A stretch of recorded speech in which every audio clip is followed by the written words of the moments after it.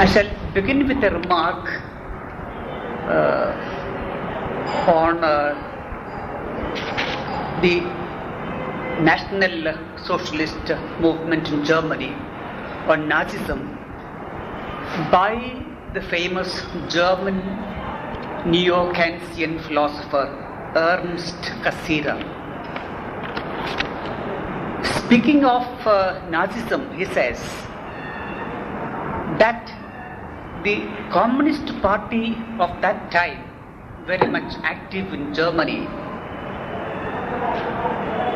was unable to see the danger of fascism emerging,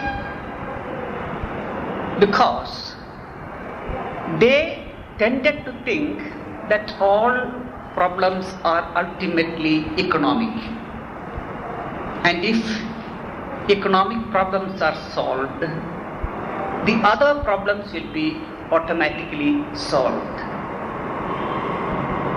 This prevented the communist parties from recognizing the danger of Nazism. But the question arises, what is it that the Communist Party of Germany failed to recognize? In answer, Cassirer takes us back to the French Revolution. The French Revolution installed reason as the ultimate determinant of political life. This reason, of course, is again not easy to define. Just different aspects again.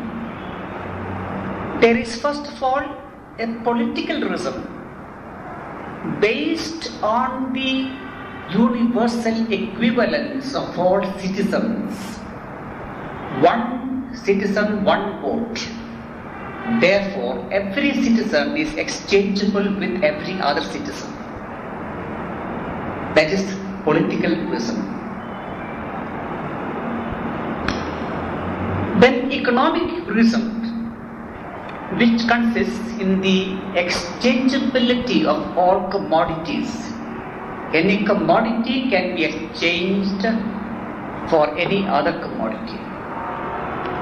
And thirdly, technological reason, that is the objective, scientific, objective, analytical, quantifying and instrumental reason advocated by the great scientists like Newton, Galileo, and their philosophical interpreter Descartes. So reason was set up as the ultimate determinant of political life. But in course of time, people realized that reason cannot unify a people into a nation. Reason is incapable of building up community. And therefore, with the 20th century, something else more powerful in a sense than reason appeared on the scene, namely myth.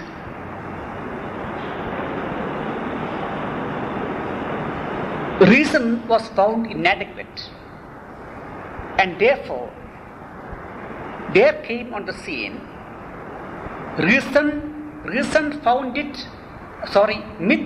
myth founded on fantasy. Human beings have not only reason but also creative imagination. They have fantasy, and myth is born of fantasy, and myth in turn calls for faith.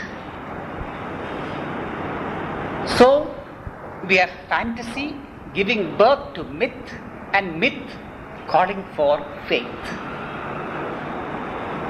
Myth understood in this sense is non-rational. It appeals not to the intelligence, but to the emotions, to the unconscious, particularly to the collective unconscious. And 20th century politics is, according to Cassirer, characterized by the combination of reason and myth. Myth becomes a powerful factor in political life. And this became very evident with the emergence of Nazism in Germany, with the emergence of Hitler. There we see the power of myth. The myth of the superiority of the Nordic race, of the Aryan Nordic race, a secular myth. And that myth was set up as an absolute.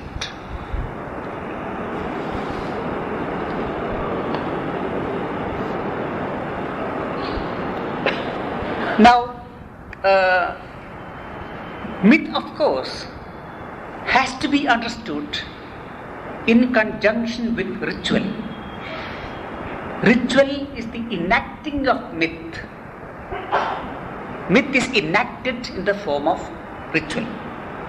And under rituals, we must include, under rituals in the broadest sense, ceremonies, festivals, uniforms, and so on and so forth. All these come under rituals. Rituals are the enacting of myth. Now, what characterizes the use of myth in the 20th century is that whereas in earlier centuries myths were born of the unconscious, today myth can be created. Myths can be fabricated. There are myth industries. Every time a product comes to the market, it comes shrouded, clothed in a myth, which also is fabricated along with the product by means of advertisements. So, myth is fabricated. And we have already witnessed how the myth of Indira Gandhi as Durga was sort of, being fabricated. How Jayalalitha became a myth. How MGR became a myth. And myth is a powerful thing in contemporary political life. In that sense, politics becomes mythicized and myth becomes politicized. And this is verified in the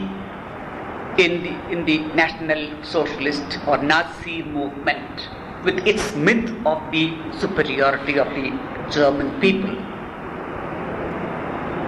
This myth, of course, has various dimensions. I cannot go into all the dimensions of this myth of the superiority of the German people. I shall just indicate briefly 4 important elements of this myth, because these elements are to some extent verified in the Hindutva movement. You can see the parallel later on in the course of my talk. First of all, the superiority of the German, of the Nordic race, carries with it the sense of mission, messianism. The German people have a messianic mission. They are to be the saviors of the world, and all other peoples have to accept the hegemony, the tutelage, the leadership of the German people. So that is Messianism, one dimension of the myth regarding the Aryan race. Secondly, corporatism. Society consists of various corporations complementing one another. Corporation of employers, corporation of businessmen, corporation of workers, and all these constitute one body, one organism. Just as in an organism, various organs fulfill various functions, so in society, various classes fulfill various functions. Therefore, no social conflict. All work for the good of the body politic. That is corporatism. Thirdly, autarky. The German people must be self-sufficient. They must have all the resources to meet their needs. And naturally, they cannot have all the resources in Germany. Therefore, they must control the government. They must be responsible for the government of the whole world, so that they can get resources from outside. Whatever is wanting in Germany will be supplied from outside. And fourthly, the leader principle. For the German people to be a nation, there must be one leader who embodies the spirit of the nation. And finally, the concept of permanent revolution. The German people must be awakened and welded together, made into a body politic, but that moves, a movement. And that is a movement without an end. It has always to be on the march, always conquering. This is the German myth, which was at the basis of National Socialism, the Nazis. Now, where something which is not an absolute is set up as an absolute, namely the Nordic people, it cannot sustain itself without a negative identity. That is, it needs an enemy. It needs an absolute enemy in relation to which it can say, we are not that. We are against it. It is by fighting that enemy that the absolute myth of the superiority of the German people can be maintained. So, the Nazis had to find an enemy. And they found that enemy in the Jews. The Jews were the enemy. And it is in fighting the Jews that Nazis became powerful. Nazism became a strength. The same was true of the United States.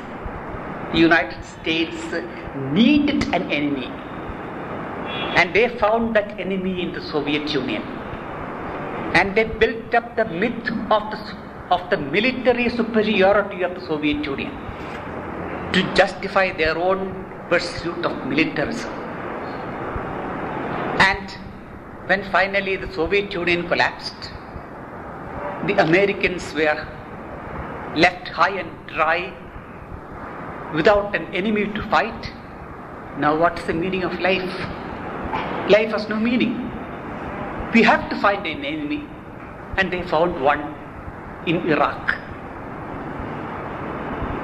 And they dropped a few bombs, killed a few thousands of people, and even now Iraq is an enemy. And once Iraq ceases to be an enemy, the Americans will have to find some other enemy, maybe India. Particularly if we refuse to sign the nuclear non-proliferation treaty. the next American bomb might be dropped in our country. So I think the Americans need to put in honor of the Soviet Union, because it is thanks to the Soviet Union that America became the leader of all nations. The American hegemony was assured. So wherever a myth is set up, it leads to demonization, a process of demonization. You have to find out a demon, find out an enemy whom to attack. And that enemy in Germany was the Jews. And with this, once there is demonization, now there is the struggle between the German people race on the one hand and the daimon, the demon, on the other side. Politics becomes theatrical, militant, even military. And even the Nazi party was organized in a military fashion. And it is, you will be surprised to know that Hitler found a model, the model for the military organization of Nazi party in the Catholic Church. In the Catholic Church. The church provided the model for the Nazi party.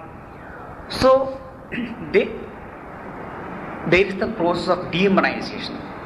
And when we demonize somebody else, we ourselves become demons. There is self-demonization. The German people became demonized. They lost all sense of values, all sense of humanity, and 6 million Jews were sacrificed, were killed. That was the ultimate result of self-demonization. We are witnessing something similar to this in India. Of course, the parallel is not complete, but something very, very similar. Here, we are witnessing the harnessing of a myth to Indian politics, which was supposed to be built on reason, as required by the French Revolution. What is the myth now that is brought into politics? It's a myth, not of the superiority of the German people, but the myth of Hindutva. That's a myth. Now, again, this Hindutva myth, it is today very ill-defined. It has no definite contours, no definite visage. One can understand it because it is in the process of being built up. It is defined differently by different wings of the Sangh Parivar. The BJP tends to define Hindutva as Indian culture in a very broad sense, including also Muslims and Christians and Sikhs. Recently, I read that in one of the papers from a spokesman of BJP in a very broad sense. On the other side, at the other extreme, Hindutva is defined as Hindu religion. Whichever way we take it, it is a myth. Because in reality, we don't have the sense of a Hindu, we don't have really a Hindu community as such, with a sense of all the members being Hindus. That is something that is sort of emerging, and very slowly, and therefore, the very concept of Hindutva as a unified, whether we take it as a unified Indian culture or unified Indian religiousness, is a myth. It's a myth that is being created, fashioned. And that Hindutva is combined with politics, with nationalism. The Hindutva plus Rashtra, Hindutva plus nation. The Hindus are the Indian nation, and only they belong to the Indian nation. Others are nationals on sufferance, whether they be Muslims or Christians or whatever it. So we have the concept of Hindutva blended with the concept of Rashtra, nation. And naturally, if Hindus become a nation, or if they are a nation, that must find expression in a state. So the Hindu Rashtra must become a Hindu Rajya, a Hindu state. They must come to power, political power. They must rule over the rest of the people. This is the Hindu myth. And this myth also calls for rituals where the myth is reenacted. And the rituals are not so much rituals performed by pujaris in temples. They are rituals performed in the course of the development of this movement itself, the march of this movement itself. The Rath Yatra is a ritual. It is an enacting of Hindutva. It's a reenacting of Hindutva. The destruction of the masjid, it's not a pure sort of a destructive secular act. It is a myth. It is a ritual, a collective ritual, a ritual enacting again of the myth. And what is the purpose? It is to weld the Hindu masses into one people, one nation, to merge them, to fuse them together so that they have one spirit and one body.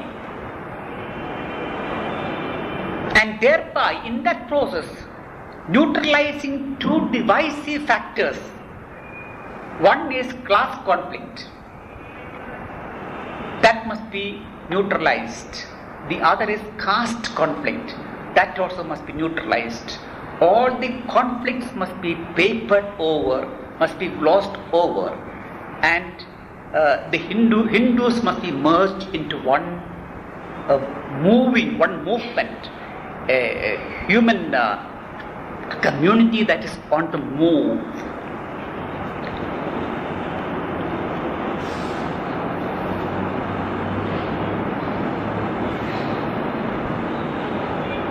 And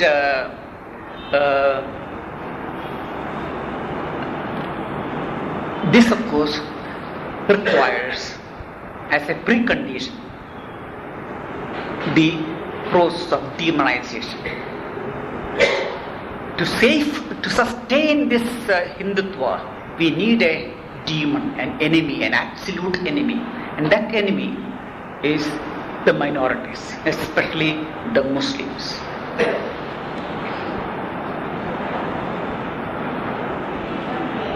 And with this, politics, the Indian politics becomes theatrical. The fight between good and evil. It assumes mythical, trans-cosmic, trans-secular proportions.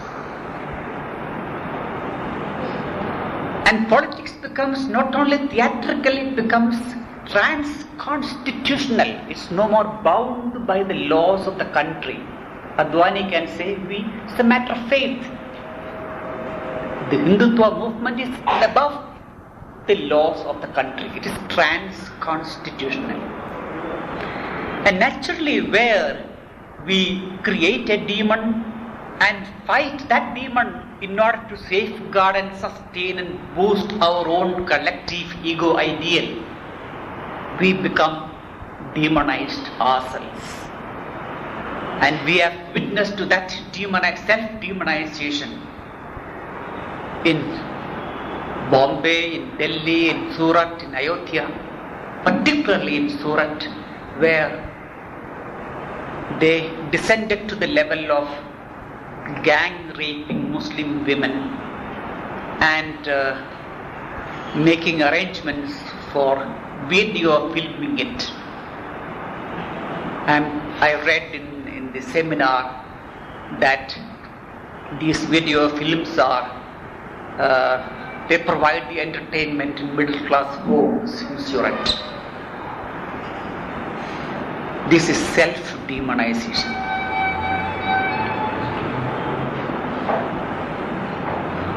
And what happens to religion in this process? First of all, it's a consoling factor that probably this Hindutva represents only 20% of the Hindus. The vast majority of the Hindus do not come within the pale of Hindutva. The vast majority of Hindus still maintain their basic humanism, which is again a fact borne out by the presence of so many Hindus here in this group. Now, what happens to religion, Hindu religion in this context? The Hindu religion becomes alienated, estranged from its authentic goals. Now, if we take any religion, it has two dimensions. It has any religion, authentic religion, has an inclusive, all-embracing, universalizing dimension. All religions seek the well-being of all human beings. That was true of the religion of the Buddha. Maitri and Karuna, compassion and friendliness towards all beings, not only human beings, not only living beings, but also towards all beings. The same message is taken up in the Gita, Sarva Bhuta Hiderataha. Be concerned, Rataha, about the Hide, the well-being of all Bhutas, all beings. This is the universal, humanizing dimension of Hinduism. We find that in the Buddha, we find that in the Gita, we find that particularly in a very beautiful sukta, the Bhumi Sukta of the Atharva Veda, where the earth becomes the mother of all and the sustainer of all diversity, the home of all human beings of whatever race and color. We have in Christianity also this all-embracing dimension, the concept of the kingdom of God, where people shall meet from east and west and sit at table with Abraham, Isaac and Jacob. A communion, a universal communion. But religions also have, especially institutionalized religion, an exclusive dimension. I am baptized, I am a Christian, you are not a Christian. I am a Hindu, you are not a Hindu. I am a Shaivite, you are a Vaishnavite. This is the exclusive dimension. What happens in a movement like this? Hinduism loses its genuine, humanizing role, character. It emphasizes the exclusive character and becomes sectarian. And all the religions in India today, not only Hinduism, but also Christianity and Islam, have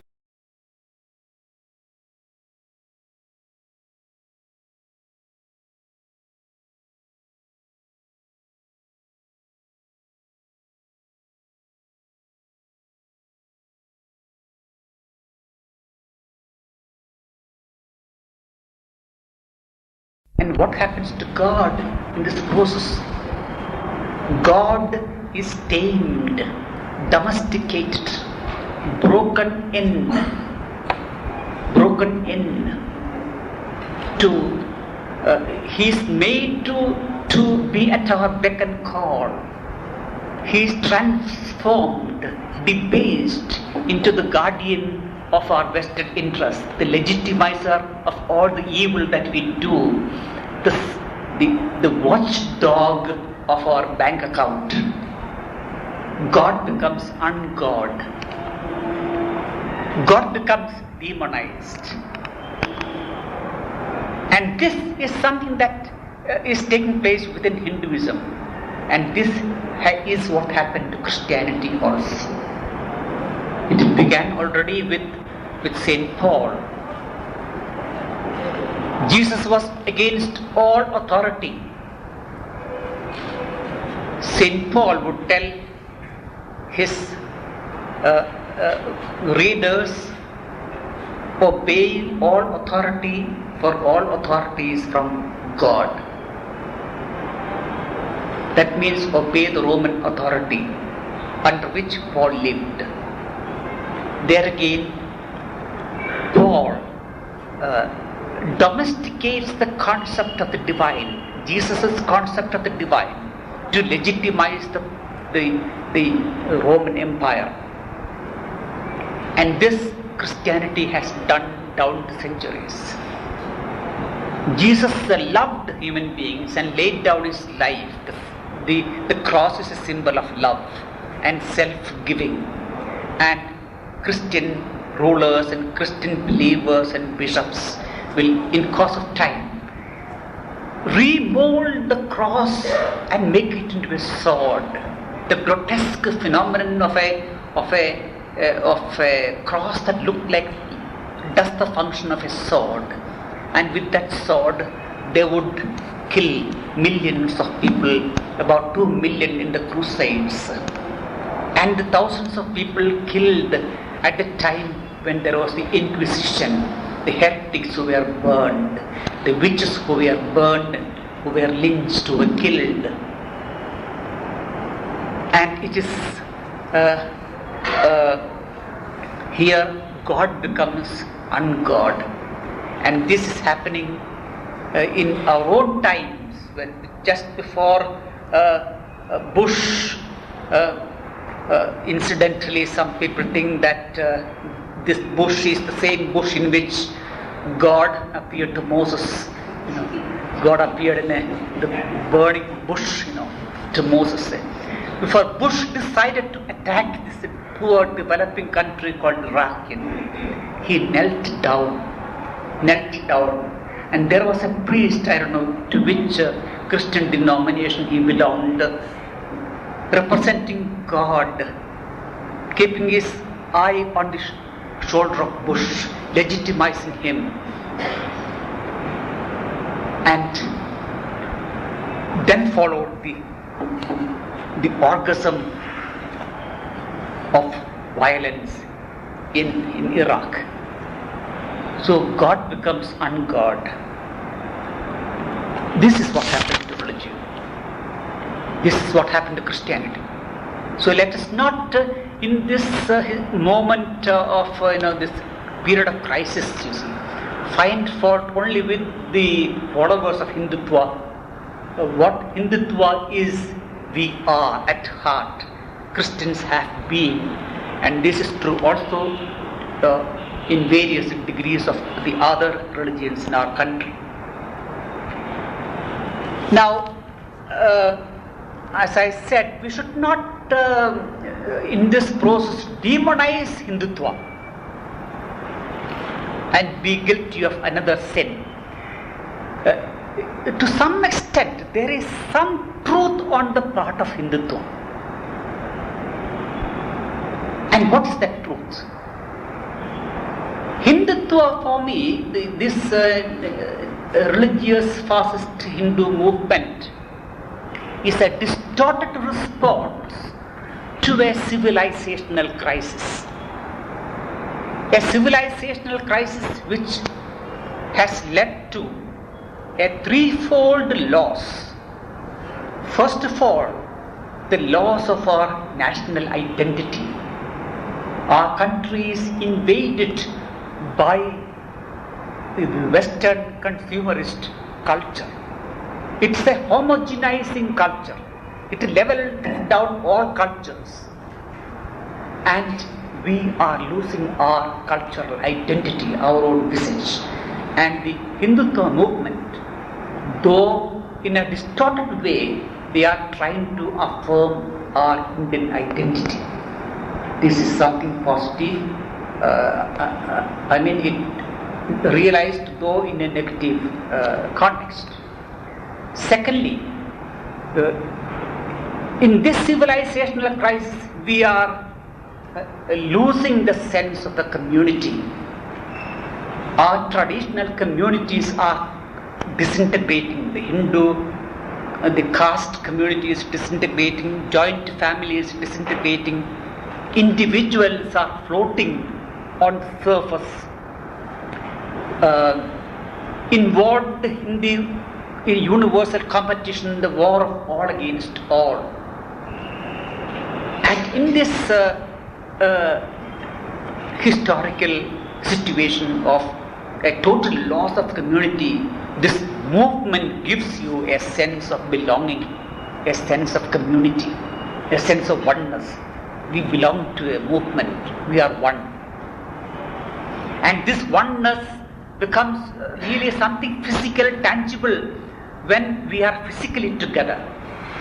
The Karsevaks who went to demolish the temple, they experienced a unity not only at the level of reason but also at the level of imagination, at the level of their body, smell, taste, touch. People, they cemented together, sense of unity. Thirdly, this civilization involves also the loss of future. When you break loose from the community, you have no more future. Whereas in the Hindutva movement, you rediscover your future. Ram Rajya, a new utopia is given, something to live for and die for. And this we have to recognize. Now, the final point which I want to is what should be our response. I don't think we have enough time to deal with it. Maybe I have already taken too much time. Shall I? But just in 2-3 minutes I don't have any easy prescription for the future. I think we are confronted with an epochal problem, a historic problem, and there is no shortcut solution. This problem of religious fascism has been growing in our country, in the body politic, like a cancer for decades. And this cannot be solved by a few seminars or a few jathas and demonstrations. We need also epochal solutions. First of all, it is high time for believers to call in question radically the kind of God they believe in, the kind of religion they hold on to. A radical critique of religion is required, so that if you go back to the authentic divine that promotes the forces of life and love.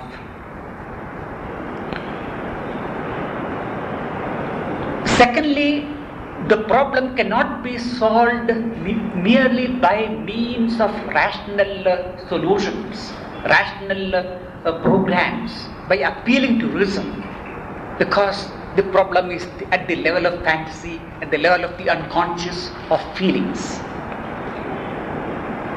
I only suggest two possible approaches. One is a concerted attempt at the humanization of the collective unconscious of our people by means of counter symbols. The BJP and the Sangh Parivar are using symbols, rituals, myths, ceremonies. We need to use counter symbols, myths, rituals, ceremonies to re-educate and humanize the unconscious of the masses. For this, we need to develop a counter media. Years ago, I suggested to my friends in the NGO field to start a pictorial publication, a magazine for the student community, where we teach them human values, taking myths and stories, examples from all religions, so that a new humanism emerges in the country, which is trans-caste, which is trans-communal. But it didn't appeal to anybody, and I hope somebody will take the initiative to start a new pictorial magazine with cartoons, poems, stories, songs, hymns, and tales from our own folk literature, from our scriptures of various religions, which will be available, which will reach the young people in our schools and colleges, so that we create a new generation of people who think differently. We need to develop also basic human communities, not basic Christian communities which the Latin Americans are speaking of, but basic human communities to which have access people of all religions, whether Hindus, Muslims or Christians. How few Muslims are here. I wonder whether there is any Muslim woman here. There's one. I am very happy, you see. We need to develop basic human communities where we meet as human beings and we meet the divine in the faces of other human beings. And in these human communities, we need to develop these communities, we need to make use of, again, new myths, rituals, ceremonies, symbols. And these are the two suggestions which I have to make. I am sorry for having taken too much of your time. Thank you very much for listening to me patiently. Thanks.